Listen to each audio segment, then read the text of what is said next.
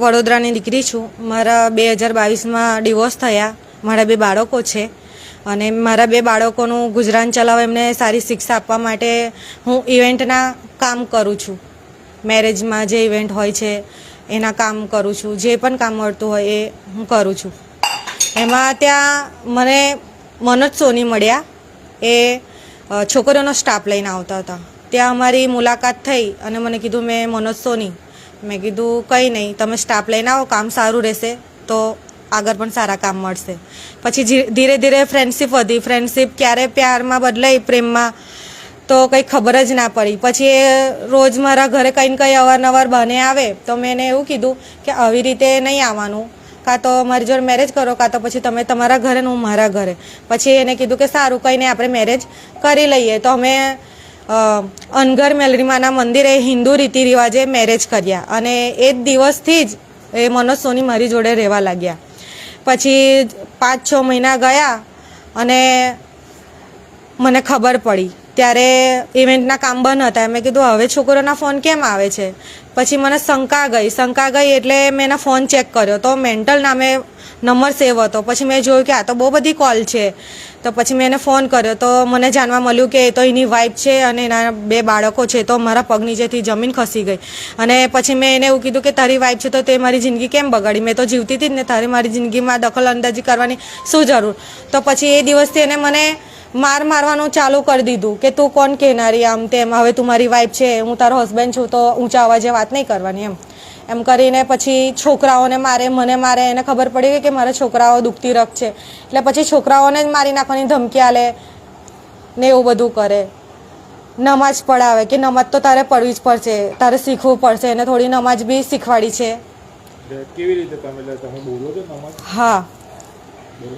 બિસ્મિલ્લાહિર્રહમાનિર્રહીમ, હક લા ઇલાહા ઇલ્લલ્લાહ મુહમ્મદ રસૂલુલ્લાહ. એના સિવાય બીજું શું કરતા હતા? ઘરે કોઈ મહેમાન આવે તો કેવી રીતે? મહેમાન આવે તો એવું કે અસ્સલામ વાલેકુમ. આપણે જ્યારે જય શ્રી કૃષ્ણ કહે ને એમ એ લોકો એવું કે અસ્સલામ વાલેકુમ એવું કહેવાનું.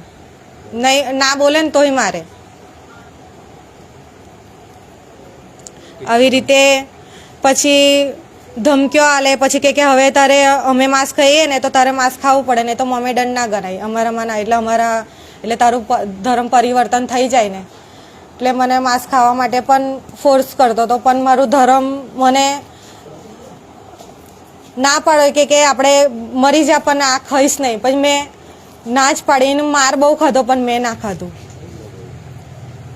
તમને પૈસાની ઓફર તમે કેસ કર્યો શું છે? પછી એને મને બહુ ટોર્ચર કર્યું. પછી મેં કંટાળીને મેં કીધું કાં તો મરું કાં મારું, મને કંઈ સમજ જ ના પડી. પછી મેં એક સમાચાર જોયા કે એમાં બજરંગ દળ સારો સાથ આલે છે. તો પછી મેં ત્યાં બજરંગ દળનો સ્ટાફ હતો ત્યાં મેં મળી, એમની જોડે સલાહ લીધી કે મને આવું છે તો કે તમે બેન તમે કેસ કરો તો તમને ત્યાં ન્યાય મળે. પછી મેં ત્યાં જઈને કેસ કર્યો અને ત્યારે પણ મને બહુ ધમકી મળતી હતી. તો પણ મેં હિંમત રાખીને કેસ કર્યો અને અત્યારે બી કેસ ચાલી રહ્યો છે વર્ષથી. તારીખ પર તારીખ દર મહિનાની 6 તારીખ ભરું છું.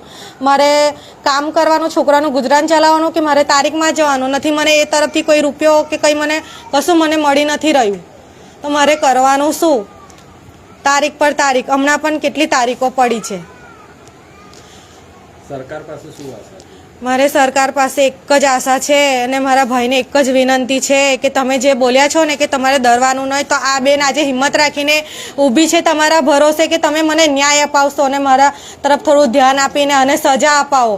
નહીં તો આની જેવા 10 મોસીન ઊભા થઈ જશે ને ના જાણે કેટલી દીકરીઓની જિંદગી બરબાદ કરી દેશે.